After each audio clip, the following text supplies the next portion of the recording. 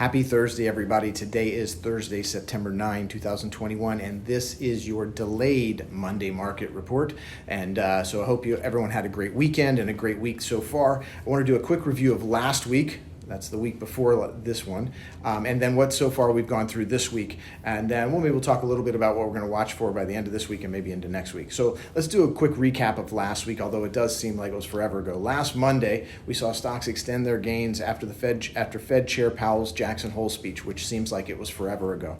There was a lot of dovish Fed chatter, so the S&P kept climbing up about just under 0.5%. Broader markets were all a bit lower, but not much to note. So Tuesday came, we had some digestion. Month-end trading as we came along. We saw some soft economic data out of China and some hawkish comments from the European Central Bank policymakers. Most markets were down slightly, and the Russell was actually up a tad.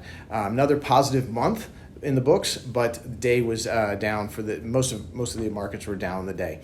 The focus changed on Wednesday. We moved from the end of the month focus on the Fed to let's start talking about economic data. The ADP jobs report was way below estimates.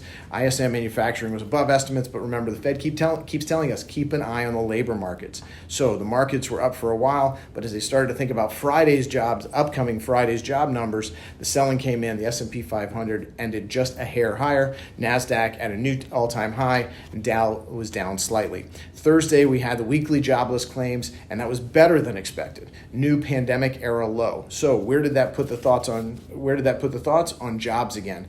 Back to looking at Friday, of course. So we pushed all that again. We saw some GDP estimates lowered late in the day. The S&P backed off from its highs, but all the major markets were up for the day.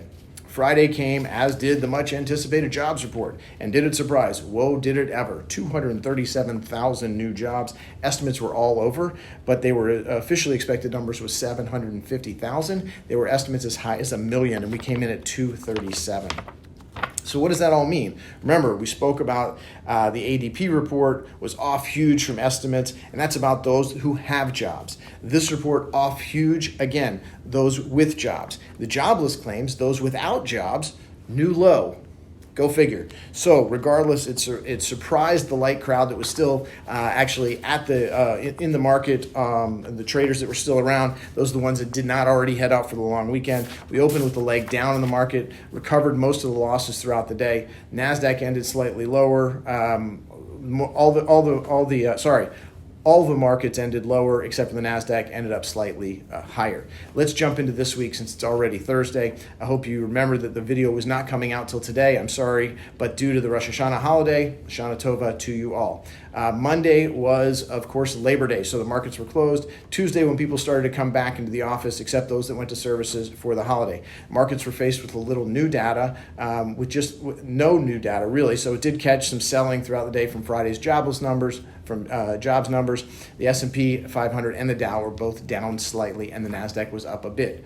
Wednesday was day 2 of Rosh Hashanah, so it was still a bit light on the exchange volumes. Stocks opened slightly lower again, still looking at jobs, COVID cases, just to name a few things that were worrying the market. The jobs opening report, remember that's the JOLTS report, came in higher than expected. 10.9 million jobs available and open in the United States right now. Now remember, the Fed keeps telling us focus on jobs, so they got to like this number. Right now we have a lot of job openings. Now we've just got to figure out how to fill them all. So we're caught up. Here we are, Thursday. The ECB announced this morning that they were going to slightly reduce the bond buying that they're doing. Sounds a lot like taper over there from them, but let's let them figure that out. But they did signal they'll remain in support of the markets and the economy for the foreseeable future. Tomorrow we'll get PPI. It'll give us a little bit of inflation data, but true to form, the week after jobs week is a little light on economic data. So why are we stalled out here? Why is the market really not going anywhere, and where do we go from here? So let's start with what the market seems to be watching closely. Now first, all of the news is reporting the Biden administration is going to focus again on what's happening here domestically. So there's about $5 trillion worth of spending on the table now, along with a lot of tax increases to go along with that. As I mentioned to you before, the market is not banking on either of these bills passing, which means the spending's not going to pass, but also the tax bills are not going to pass, and the tax headwinds are not going to go. So if we do get any of those things passing, then we've got to worry about what the tax headwinds are going to do to the economy. So in addition to that, the overall pace of the recovery is in question. So we're seeing GDP revisions in addition to many other data points. We're seeing COVID numbers. We're seeing TSA throughput numbers. We're seeing consumer confidence numbers dipping.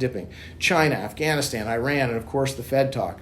So there's a lot of information out there. I've been talking about it, about what's going to be going on at the end of the year for about 6 months now. It's almost the fourth quarter. Comparisons to last year are going to get more difficult. Everyone's going to be reviewing where they stand in the risk scenario, and that's what we're going to be doing. That's what we're going to be focusing on. So listen up for those planning videos, and certainly let's make sure we talk about those in our meetings. As we come to the week, keep an ear out for Fed speakers and try to gauge, because they're going to be out there talking about different outcomes, and they're going to try to gauge what the market feels about those different outcomes. It's likely that the next Fed meeting, September 21 and 22, is going to be another one of those. We're making progress, but not enough yet.